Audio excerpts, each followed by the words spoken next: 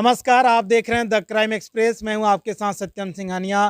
Crime express की विशेष पेशकश में आपको आज दिखाएंगे, आपको आज रूबरू कराएंगे जो कि सेवा में अपना 34 वर्ष दे चुके भारत सरकार को वो अब बीड़ा उठाए हैं पंचायत की सेवा करने के लिए। उनसे जानते हैं कि उनका इलेक्शन में खड़ा होने का क्या रीज़न है, क्या मकसद है। क्या नाम है सर आपका? मेरा नाम मोहम्मद शरीफ है। मैंने फ़ौज में सूबेदार मेजर के पद पर यह था। 34 वर्षीय मैंने भारत गवर्नमेंट का अपना समय दिया हूँ। अब यह मैं सेवानिवृत्त होकर के अपने घर वापस आया हूँ। अब यह हम यही चाह रहे हैं कि पंचायत के भी जो लोग हैं उसको हम यह अपना समय दें और उनको सेवा करें। क्या सेवा करेंगे आप? पहला सेवा में आपका कौन सा सेवा होगा? पहले सेवा में ये है कि हमारे पंचायत में बहुत ही भ्रष्टाचार है। जैसे पीएम आवास है, उसमें लोग ये घूस लेते हैं। जैसे वृद्ध लोग हैं, उनको वृद्धा पेंशन या गवर्नमेंट देती है, मगर यह उस ये चीज़ को कोई भी मुखिया जो भी बना है वो उन पर यह ध्यान नहीं देता है। हम यह कोशिश करके उनको वृद्धा पेंशन दिलवाएंगे और यह जो भी लोग हैं उस लायक हम बनाने की कोशिश करेंगे। आपके पंचायत में जो भी कार्य अभी तक हुआ है 5 सालों के अंदर में, चाहे शौचालय योजना हुआ, पेंशन योजना हुआ, पीएम आवास योजना हुआ, इन सभी को लेकर आपका क्या राय है जो अभी तक हुआ है? आपके पंचायत में सरकार द्वारा दिए गए सभी योजनाओं पे आपका क्या राय है? सरकार अच्छे से योजना निकालती है, अब पंचायत में आता है, मगर यह पंचायत में जो भी लोग या मुखिया है चाहे वार्ड या मेंबर है, वो सही ढंग से ना उस पर यह काम करा करके गलत यह ढंग से उसको यूज में लाते हैं। जैसे पीएम आवास है, लोगों ने 20-20 हज़ार ले करके अब उस चीज़ को बनवा करके दे रहे हैं। शौचालय के भी वही कहानी है कि ये 6-6 हज़ार रुपया ले करके एक ये शौचालय दे रहे हैं। तो अभी अब यही भ्रष्टाचार को मिटाने के लिए हमने हर ये लोग से कोशिश करेंगे कि हम अगर बनते हैं तो इस चीज़ को हम मिटाएंगे और निःशुल्क किया जो भी है हम यह पूरे पंचायत को काम को करवाएंगे। सर, शिक्षा के क्षेत्र में आपका क्या राय है? पंचायत की शिक्षा के लिए अगर जनता आपको अपना कीमती वोट देकर आपको अगर जिताती है तो आप शिक्षा के क्षेत्र में क्या कार्य करेंगे अपने पंचायत के लिए? शिक्षा में मार साहब लोग ये अब 10 बजे स्कूल पहुंचते हैं।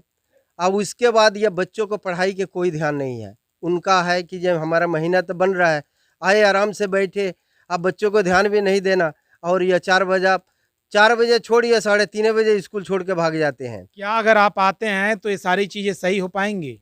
अगर हम आते हैं तब यह इस पर या हर स्कूल में हमारा दौरा रहेगा। जो अगर टीचर ढंग से नहीं पढ़ाता है तो उससे हम यह डीएम साहब चाहे बीडीओ साहब सबसे हम ये मिल करके और उनको उचित ये कार्रवाई करवा करके कोशिश करेंगे शिक्षा के अच्छे से अच्छे व्यवस्था हो, अच्छे से अच्छे पढ़ाई हो। स्वास्थ्य के क्षेत्र में उत्तरी पटजिरवा के लिए आप क्या करेंगे? यहाँ की जनता के लिए आप स्वास्थ्य के क्षेत्र में क्या करना चाहते हैं? उत्तरी पटजिरवा के अंतर्गत या यहाँ हॉस्पिटल या बना हुआ है, मगर यह उसमें डॉक्टर नहीं है, ना वहाँ पर या कोई नर्स है, ना कोई नर्सिंग असिस्टेंट है। तो इस चीज़ पर यहाँ के लोगों को किसी प्रकार के तकलीफ होता है सीधे बेतिया भागता है। उस चीज़ को हम ये डीएम साहब ये से जा कर के मिल करके चाहे स्वास्थ्य विभाग के जो अफसर हैं उनसे मिल करके इस पर हम चाहेंगे कि उस हॉस्पिटल में डॉक्टर को लाया जाए, नर्स को लाया जाए और यहाँ पर यह उचित जो है उस पर यह इलाज कराया जाए। जो भी पब्लिक बीमार होता है, हमें यहाँ से 10 किलोमीटर ये बेतिया भागने की ज़रूरत नहीं पड़ेगा, यहीं पर यह उचित इलाज होगा तब हमारा राज्य हमारा पंचायत का विकास होगा। तो आप देख सकते हैं कि मोहम्मद शरीफ मुखिया प्रत्याशी जिन्होंने कहा कि मैंने देश का इतने वर्ष सेवा किया हूं और मैं पंचायत की सेवा करना चाहता हूं। उन्होंने ये भी बताया कि जब अगर मैं आऊंगा, अगर जनता अगर हमें चुनती है तो मैं समाज का सबसे पहला इनका मुख्य मुद्दा है भ्रष्टाचार को मिटाना। इनका कहना है कि हम भ्रष्टाचार को मिटाएंगे। तो आप भी देखिए और समझे, क्योंकि समाज के लिए शिक्षित इंसान का होना बहुत ज़रूरी है। सर, आपके समाज के बच्चे बच्चियों के लिए आप क्या करेंगे?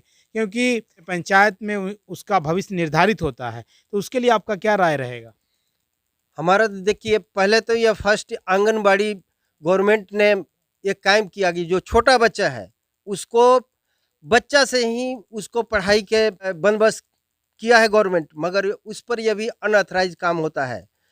जिसके भी घर में है जो आंगनबाड़ी, गवर्नमेंट ये से उसका पूरा साधन मिल रहा है, मगर उस चीज़ को ना बच्चे को पढ़ाया जा रहा है, ना उसका उचित जो सामान आता है उस बच्चे के लिए।